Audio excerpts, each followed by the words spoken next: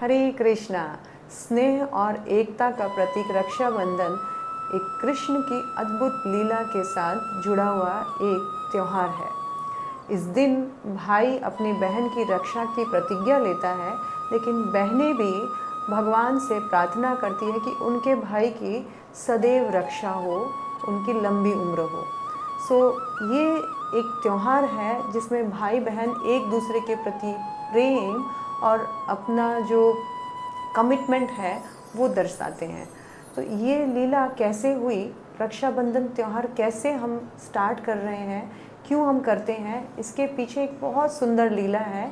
हमें सबको याद है कि जब समुद्र मंथन के बाद बलि महाराज ने एक बहुत बड़ा प्रतिज्ञा लिया था और अपने गुरु के अंडर उन्होंने अश्वमेध यज्ञ संपन्न करने का प्रतिज्ञा लिया। तो उस वक्त उसके यज्ञ को रोकना बहुत ज़रूरी था, नहीं तो वो इंद्र के पोजीशन को अपना सकता था। तो भगवान स्वयं वामन के रूप में गए और 3 पग भूमि उनसे मांगी। 2 पग भूमि में तो भगवान ने सब कुछ ले लिया दान में। अब भगवान पूछ रहे हैं 3रा पग मैं कहाँ रखूँ। तो बलि महाराज ने कहा कि आप 3रा पग जो है, जो दानी है यानी दान देने वाला, वो अभी फ्री है, आप मेरे सर पर रखिए। और उन्होंने आत्मसमर्पण कर दिया, सब कुछ अपना दे दिया भगवान को। बलि महाराज आत्मसमर्पण आत्मनिवेदन के आचार्य हैं। उन्होंने दिखाया कैसे हम भगवान को अपना सब कुछ दे सकते हैं। और भगवान इतने गदगद हुए, इतने गदगद हुए कि अजीत भगवान को उस जो दानवेंद्र है उन्होंने जीत लिया। और भगवान ने कहा कि कुछ मांगो मुझसे वर। तो उन्होंने कहा कि क्या वर मांगू भगवान, लेकिन मैं एक इच्छा है मेरी कि मैं रोज आपका दर्शन कर सकूं। तो कृपया कुछ ऐसी व्यवस्था कीजिए कि मैं आपका दर्शन रोज कर सकूं। भगवान ने कहा कि ठीक है, तुम सुतल लोक के राजा बनोगे और सुतल लोक में तुम जाओगे और तुम्हारा द्वारपाल मैं बनूंगा। बस फिर क्या था, वो सुतल लोक के राजा बने और भगवान द्वारपाल बने। द्वारपाल तो बन गए, लेकिन वैकुंठ खाली हो गया। लक्ष्मी जी का बिल्कुल मन नहीं लग रहा है। इसी सावन की पूर्णिमा के दिन लक्ष्मी जी वैकुंठ से अपने प्रभु को ढूंढते ढूंढते सुतल लोक गई और उन्होंने कहा, देखो बलि महाराज, आप बहुत बलशाली हो, मैं आपको अपना भाई बनाना चाहती हूँ, मैं आपको रक्षा सूत्र बांधना चाहती हूँ जिससे आपकी समस्त प्रकार की नेगेटिव एनर्जी से रक्षा हो, और कृपया मुझे अपनी बहन स्वीकार कीजिए। तो उन्होंने सूत्र जो है, रक्षा सूत्र, रक्षा का जो बंधन है, वो उनके हाथ में बांधा और बलि महाराज उनकी बहन हो गई। अब बलि महाराज ने कहा, हे बहन, अब तुम भी मुझसे कुछ भेंट मांगो, तुम्हारे भाई के पास सारी कैपेसिटी है, तुमको कुछ भी दे सकता है। अब क्या चाहिए लक्ष्मी जी को? उन्होंने कहा, मेरी वैकुंठ की खुशियाँ वापस मुझे लौटा दो।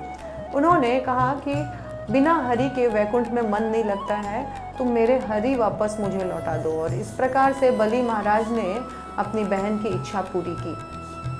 दूसरी ओर हम देखते हैं कि एक बार द्रौपदी ने भी कृष्ण को, जब कृष्ण के हाथ में उंगली में चोट लग गई थी, तो कृष्ण को उन्होंने कुछ नहीं सोचा, उन्होंने तुरंत अपने रेशम की साड़ी जो है वो फाड़ करके कृष्ण के उंगली में पट्टी बांधी।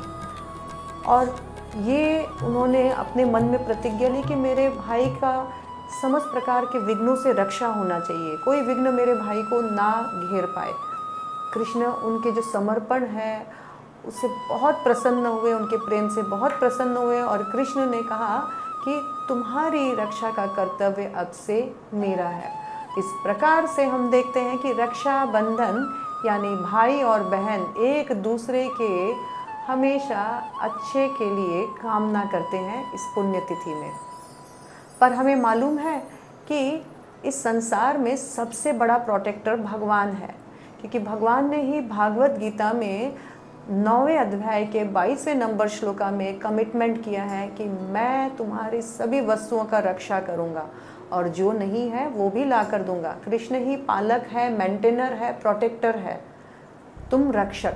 भगवान बोल रहे हैं मैं सबसे बड़ा रक्षक हूँ, सबों का रक्षा करता हूँ। तो यदि अगर हम अपने भाई को बहुत प्रेम करते हैं, इसी रक्षा बंधन के जो सूत्र है, भगवान को अगर हम बांध करके फिर अपने भाई को वही रक्षा सूत्र बांधते हैं, तो वो रक्षा सूत्र और भी पावरफुल हो जाता है।